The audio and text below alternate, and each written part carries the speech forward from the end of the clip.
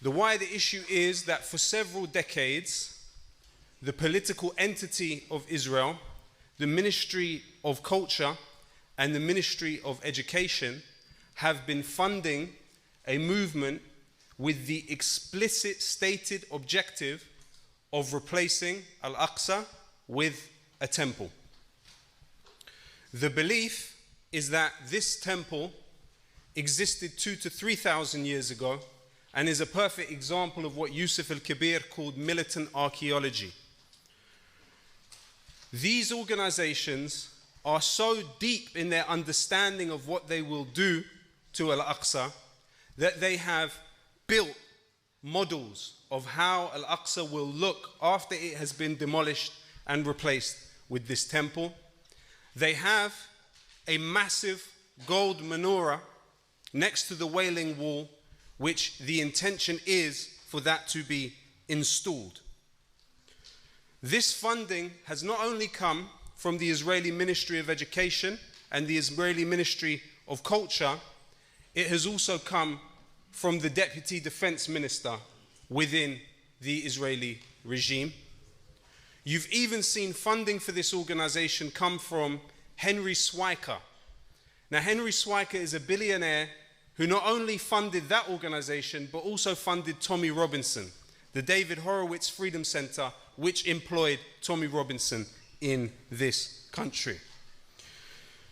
The Temple Mount movement, as it's known, is led by Yehuda Glick, who is formerly of Israeli intelligence. They have widespread support, including from the Israeli ambassador to Britain. Now, you may ask, what relation does this have to Gaza?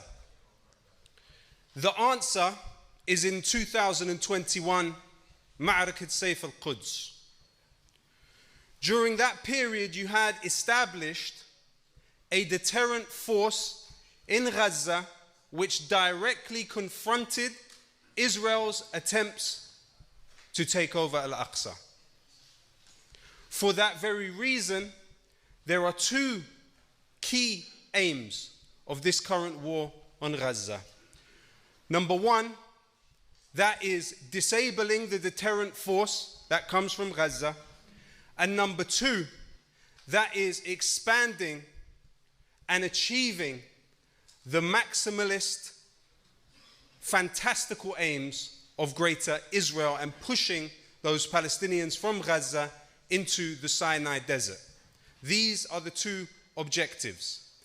The threat against Al-Aqsa, of which there is complete clarity about not only throughout the region but also throughout the world, less so in this country, is that within the next 5 to 10 years, those steps will be taken. What is the pretext that Israel will use for the destruction of Al-Aqsa? Will it be that there are weapons within one of the masajid and there has to be shelling of that location? Will there be another pretext that Israel will use? There is clarity amongst Palestinian forces in the region that this is Israel's end game. And ultimately, we are in a position where we can say that our great-grandparents' generation, they lost Yafa and Haifa.